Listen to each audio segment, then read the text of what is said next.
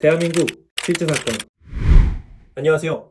우리 주변에서 생각보다 흔하게 일어나고 있지만 많은 분들이 알지 못해서 봉변을 당하고 있는 실제 사건들만을 소개해드리는 대한민국 실제 사건입니다. 오늘 소개해드릴 실제 사건은 문자 메시지 하나에 큰 돈을 잃게 된 안타까운 사연입니다. 대한민국에서 실제로 벌어지고 있는 일이고 우리 일상에서도 접할 확률이 높은 사고인 만큼 오늘 영상을 주의 깊게 보셔야 합니다. 경상남도 창원시에서 변호사로 활동하고 있는 43세 남성 곽진호 씨에게 일어난 일입니다. 오후 12시 30분, 점심 식사를 한 후에 평소처럼 문자 메시지를 체크하던 진호 씨. 그런데 진호 씨의 휴대전화에 이상한 문자 메시지 한 통이 와 있는 것이었습니다. 그 내용은 무선 청소기가 97만 3천 원에 해외 결제 승인되었으니 본인이 구매한 상품이 아닌 경우 아래 번호로 문의를 바란다는 것이었죠. 요즘 변호사 수임이 떨어지고 있던 차에 무선 청소기를 산 적이 없는데 그런 문자 메시지가 왔으니 진호 씨는 굉장히 황당하면서도 가슴이 철렁했습니다. 혹시나 아내가 결제를 했나 싶기도 했죠. 놀란 가슴을 진정시킨 진호 씨는 침착하게 문자 메시지에 적힌 전화번호를 누르고 통화를 걸어 따지게 되었는데요. 역시 현직 변호사답게 관련 법조항을 세세하게 따져가면서 상담원에게 빨리 취소를 하라고 윽박을 질렀습니다. 하지만 고객 상담원은 그의 설명을 듣더니 아무래도 고객님의 명의가 도용당하신 것 같으니 경찰서에 신고를 넣어주겠다는 것이었습니다. 진호 씨는 어이가 없었습니다. 아무리 요즘 사기꾼들이 넘쳐난다고는 하지만 감히 대한민국 변호사의 명의를 도용하다니. 부글거리는 화를 꾹 눌러 삭힌 후 일단 알겠다고 하고 전화를 끊었죠. 몇 분 뒤 진호 씨의 휴대폰이 울렸습니다. 이번에는 경남지방경찰청 사이버수사과의 A 경장이라는 사람의 전화였습니다. 굵직한 목소리의 A 경장은 계좌 도용 신고가 들어와서 수사협조차 전화를 드렸다고 말했습니다. A 경장의 말에 따르면 진호 씨의 명의가 도용당해 계좌가 지금 세탁 용도로 사용되고 있다는 것이었습니다. 자기 계좌가 범죄에 악용됐다는 사실에 진호 씨는 경악하고 말았습니다. A 경장은 지금 바로 휴대폰 조사가 필요하니 시급한 협조를 구한다고 요청했고 진호 씨는 황급히 알겠다고 말했습니다.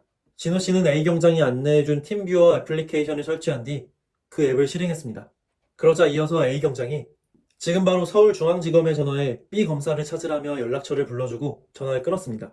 순간 진호 씨는 혹시 보이스피싱이 아닌가 싶어 휴대폰으로 서울중앙지검 B 검사를 검색해본 뒤 대표 전화로 전화를 걸었습니다. 곧바로 교환원이 전화를 받은 뒤 B 검사라는 사람에게 연결해 주었죠. 진호 씨는 B 검사에게 지금 상황에 대해 설명을 했습니다. B 검사는 지금 상황이 상당히 심각하다고 주의를 주었습니다. 진호 씨의 통장이 단순 명의 도용이 아니라 자금 세탁이라는 범죄에 사용되었기 때문에 금융감독원까지 얽힌 큰 건이 되었다는 것이었습니다. 거기에 B 검사는 서울중앙지검 형사부 명의의 공문까지 문자 메시지로 전송해 주었습니다. 공문을 확인한 진호 씨는 얼굴이 사색이 되어 이제 어떻게 하면 되냐며 안절부절할 수밖에 없었습니다. 그러자 B 검사는 금감원에 연락하여 협조하는 수밖에 없다며 금감원 C 직원에게 전화를 돌려주었죠.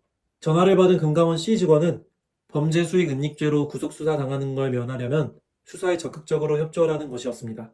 진호 씨는 연거 후 알겠다며 뭘 하면 좋겠냐고 물었습니다. 그러자 금감원 C 직원은 현재 문제가 된 진호 씨 계좌의 예금을 금융감독원 보안계좌에 예치하라고 지시했습니다. 금감원 보안계좌에 돈을 맡기면 진호 씨의 무혐의를 입증할 수 있다는 얘기였죠. 그 뒤에는 계좌 추적으로 범죄 조직을 추적할 예정이라는 것이었습니다. 그날 오후 진호 씨는 금감원 C 직원의 지시에 따라 은행에서 자녀예금 2억 1천만 원을 모두 인출할 수밖에 없었습니다. 수사에 협조하지 않으면 체포될 수 있다니 거절할 도리가 없었죠. 그 순간 은행원이 예금 인출의 목적을 물었는데요. 그때까지도 통화를 계속하고 있던 금감원 C 직원이 이렇게 지시했습니다. 지금 비밀 수사 협조 중이니 인출 목적을 사실대로 말해서는 안 된다고요. 그러니 아파트 계약금을 인출하려는 목적이라고 둘러대라는 것이었습니다. 진호 씨는 순순히 그 지시에 따랐습니다. 그리고 진호 씨는 부산역으로 이동하여 금감원 C 직원이라는 정장 차림의 사람을 만났고 2억 1천만 원이 든 돈가방을 전달했죠. 그러자 금감원 C 직원은 진호 씨가 잘해주었다며 칭찬을 하고 이제 진호 씨의 혐의는 완전히 벗겨졌다고 하는 것이었습니다. 그 말에 진호 씨는 오히려 속으로 안도감이 드는 것을 느꼈습니다. 진호 씨는 한결 마음이 편안해진 채로 거제에 돌아가는 버스에 몸을 실었죠. 그렇게 그날 밤이 지나고 다음 날이 찾아왔습니다. 진호 씨는 수사의 진행 방향과 예치금의 반환일이 궁금해서 금감원 C 직원에게 전화를 걸었는데요. 그런데 이게 무슨 일입니까? 금융감독원에 전화를 걸어보니 C라는 직원은 존재하지 않는다는 것이었습니다. 서울중앙지검과 경남지방경찰청 역시 마찬가지로 B 검사나 A 경장 같은 사람이 아예 존재하진 않았죠. 그제서야 진호 씨는 자신이 사기를 당했다는 사실을 알아챘지만 이미 자기 손으로 사기꾼에게 쥐어준 2억 1천만 원을 되찾을 길은 어디에도 없었습니다. 그렇게도 진호 씨는 피땀 흘려 모은 거액 2억 1천만 원을 송두리째 날려버리고 만 것이었습니다. 최근 보이스피싱 범죄와 더불어 휴대폰 문자 메시지나 애플리케이션을 이용한 스미싱 피해도 급증하는 실정이죠. 스미싱이란 SMS 메시지와 피싱의 합성어인데요. 문자 메시지를 통해 이루어지는 사기 범죄를 총칭하고 있죠. 진호 씨 역시 경찰과 검찰, 그리고 금감원 직원을 사칭한 사기꾼들에게 제대로 걸려 들어가고 말았습니다. 이 사기꾼들의 수법은 스미싱과 보이스피싱을 총망라하는 형태로 대단히 정교했는데요. 진호 씨가 사기꾼들의 마수에 걸리게 된 과정을 차근차근 추적해 보도록 하겠습니다. 우선 사건 당일, 진호 씨는 자기 계좌에서 97만 원의 무선 청소기 대금이 인출되었다는 문자 메시지를 받았죠. 그런데 이 문자 메시지 자체가 완전히 가짜였습니다. 문자 메시지 하단부에 전화번호를 누를 시 고객센터를 가장한 피싱 범죄 조직에 연결되도록 설정된 문자 메시지였죠. 진호 씨가 그물에 걸린 것을 파악한 범죄 조직은 곧 경찰을 가장하여 사기 전화를 걸었습니다. 이때 범죄 조직이 가장 집중한 것은 진호 씨가 팀뷰어라는 원격 조종 애플리케이션을 깔도록 유도하는 것이었죠. 조직의 유도대로 진호 씨가 팀뷰어 앱을 설치하자 조직은 그 애플리케이션을 통해 진호 씨의 휴대폰으로 악성 코드를 유입시켰습니다. 그리고 진호 씨는 감염된 휴대전화로 검찰 공식 전화번호로 전화를 걸게 되었죠. 이때 원래라면 검찰청으로 전화가 걸려야 했겠죠. 하지만 진호 씨 휴대폰의 악성 코드 감염 때문에 범죄 조직의 전화번호로 전화가 걸려버린 것입니다. 그 뒤 위조된 검찰 공문까지 확인한 진호 씨는 아무런 의심 없이 조직이 유도하는 대로 따르게 되었습니다. 금감원 직원을 사칭한 조직원의 지시대로 거액의 돈을 인출하고 현장에 나온 조직원에게 그대로 그 돈을 맡겨버린 것이었죠. 이 또한 진화된 사기 수법 중의 하나인데요. 은행을 통한 송금 시 은행 직원들이 보이스피싱을 의심하여 거래를 막고 재확인하는 사례가 늘어나자 아예 직접 피해자와 접선하여 돈을 갈취하는 식으로 수법이 강화된 것입니다. 이렇게 돈을 넘기고 나면 범죄 조직은 즉시 피해자의 휴대전화에서 악성 코드를 삭제하고 번호를 폐기하는 식으로 종적을 감추게 되죠. 또 근래 보이스피싱 범죄 조직들은 해외에서 연락을 하는 경우가 많으니 이들을 검거하는 것은 대단히 어려운 일인 것입니다. 그렇다면 진호 씨와 같은 보이스피싱, 스미싱 사고를 예방하려면 어떻게 해야 할까요? 무엇보다도 중요한 것은 여러분의 휴대폰으로 전송된 문자 메시지를 확인하실 때 외부 전송 링크를 함부로 클릭하지 않는 것이 중요합니다. 만약 여러분께서 무심코 전화번호를 터치했을 시 진호 씨의 사례처럼 사기 조직원들에게 연결되는 경우가 허다하고요. 특히 인터넷 주소 링크를 잘못 터치할 경우 악성 애플리케이션이나 악성 코드가 설치될 가능성이 높습니다.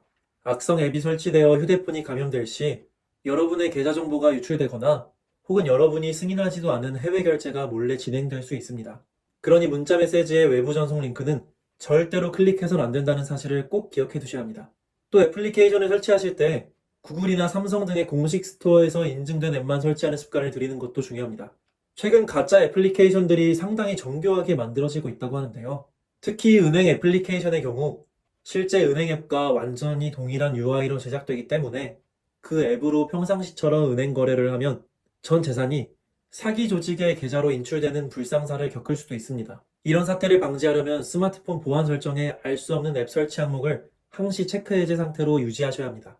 이 설정을 체크 해제할 시 구글, 삼성 공식 스토어의 인증 애플리케이션 외의 다른 앱은 설치 자체가 차단되니 대단히 유용한 부분이죠. 또 피싱 범죄자 측에서 팀뷰어 같은 원격 조정 앱 설치를 유도할 때 절대 그런 지시에 따르면 안 된다는 사실도 명심해 주십시오. 그런 애플리케이션을 설치하는 순간 휴대폰의 통제권이 피싱 조직 측에 넘어가게 됩니다. 그러면 각종 개인정보가 넘어가는 것은 물론 악성 코드가 유입되어 진호 씨 사례 같은 대형 사고가 발생할 수 있는 겁니다. 마지막으로 은행이나 경찰, 그리고 검찰에서는 여러분의 개인정보를 요구하지 않는 사실도 기억해 주시면 좋겠습니다. 해당 기관들의 직원들은 비밀번호나 OTP 번호를 요구하지도 않으며 송금을 요구하는 경우도 절대로 없습니다. 그러니 기관을 사칭한 사기꾼이 여러분의 개인정보 노출이나 송금을 유도할 경우 곧바로 전화를 끊어버려야 하는 것이죠.